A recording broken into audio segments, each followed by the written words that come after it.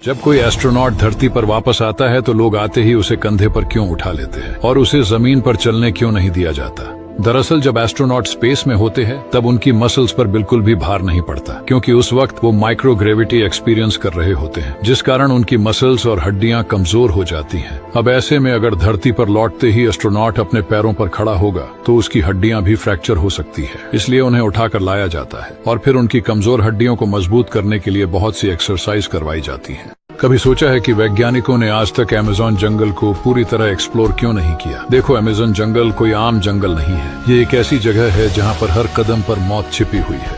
घना इतना है कि सूर्य की रोशनी भी जमीन पर नहीं पहुँचती। मिट्टी दलदली, रास्ते ना के बराबर, और ऊपर से हर कोने में जहरीले कीड़े, सांप और खूंखार जीव। और इसी जंगल में दुनिया का सबसे बड़ा सांप ग्रीन एनाकोंडा भी पाया जाता है। वैज्ञानिक यहाँ रिसर्च करना तो चाहते हैं, लेकिन सबसे बड़ी दिक्कत यही होती है, यहाँ से जिंदा लौटना ही सबसे बड़ी चुनौती है। और ये इतना बड़ा है कि इसके पूरे एरिया को एक्सप्लोर करना लगभग नामुमकिन सा है।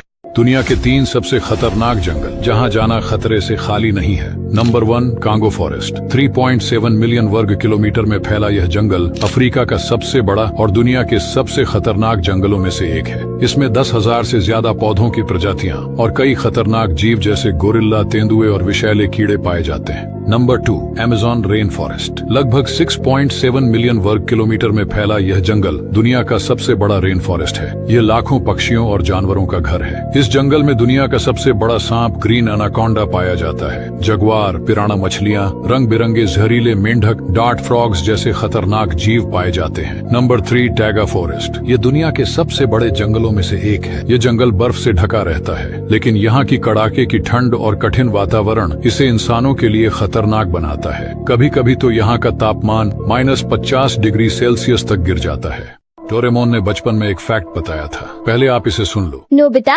हैलीज कॉमेट को दुनिया के सारे लोग कुछ साल बाद फिर से जरूर देख पाएंगे। डोरेमोन ने ये फैक्ट बिल्कुल सच कहा है। हर 76 साल के गैप के बाद हैलीज कॉमेट देखने को मिलता है। आखिरी बार यह 1986 को देखा गया था। ये सच में एक देखने लायक नजारा है। हैलीज कॉमेट का नाम famous English astronomer sir Edmond Halley के नाम पर रखा गया है, जिन्होंने पहली बार 1705 में इसके ऑर्बिट और इसके वापसी की भविष्यवाणी की थी। हैली कॉमेट एक पीरियोडिक कॉमेट है, जिसका अर्थ है कि यह सूर्य के चारों ओर एक प्रेडिक्टेबल पाथ को फॉलो करता है। जब हैली कॉमेट सूर्य के पास पहुंचता है तो इसके बर्फीले न्यूक्लियस का वेपोराइज होना शुरू हो जाता है, जिससे गैस और धूल निकलती है, जिससे एक चमकदार कोमा और एक लंबी पूंछ बनती है, जिसे पृथ्वी से देखा जा सकता है। और आपको बता दें कि हैली कॉमेट अगली बार आपको 2061 में दिखाई देगा। हर 76 साल में एक बार, मतलब अगर किस्मत में होगा तो जिंदगी में एक बार।